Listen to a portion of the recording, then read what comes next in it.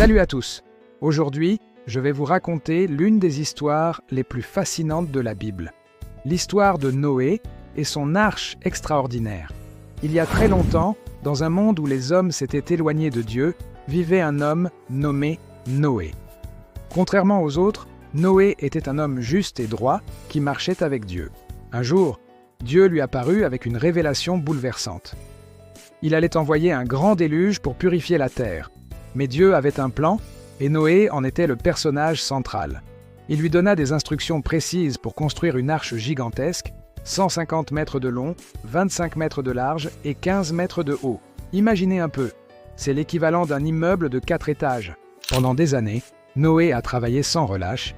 Ses voisins se moquèrent de lui, le traitant de fou de construire un si grand bateau en pleine terre ferme. Mais Noé persévérait, fidèle aux instructions divines. Il utilisait du bois de gopher, enduisait l'arche de poids, construisait des compartiments, aménageait 3 étages, exactement comme Dieu le lui avait demandé. Une fois l'arche terminée, un spectacle incroyable commença à se dérouler.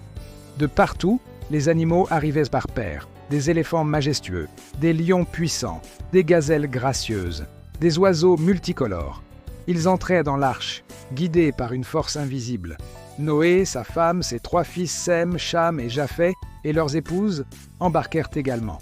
Puis, le ciel s'assombrit. Les premières gouttes tombèrent, puis ce fut un véritable déluge.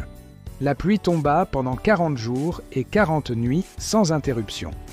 Les eaux montaient encore, jusqu'à recouvrir les plus hautes montagnes. L'arche, elle, flottait en sécurité sur les eaux tumultueuses. Pendant 150 jours, l'arche vogua sur les eaux.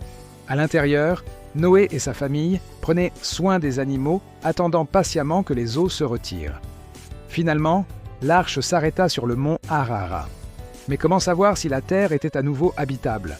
Noé envoya d'abord un corbeau qui alla et revint sans donner de signe encourageant. Puis, il lâcha une colombe. La première fois, elle revint bredouille.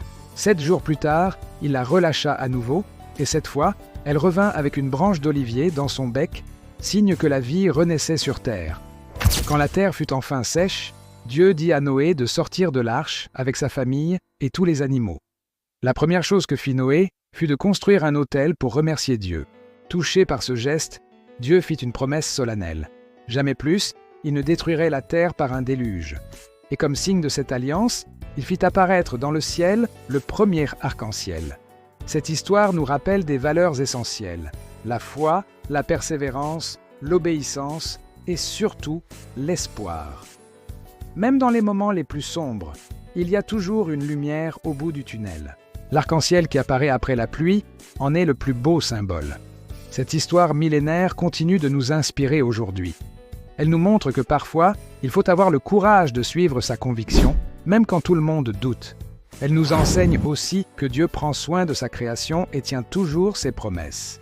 Si vous avez aimé cette histoire biblique, n'oubliez pas de liker cette vidéo et de vous abonner à la chaîne pour ne manquer aucun de nos prochains récits inspirants. Laissez-moi vos commentaires. Quelle partie de l'histoire de Noé vous a le plus touché? À très bientôt pour une nouvelle histoire.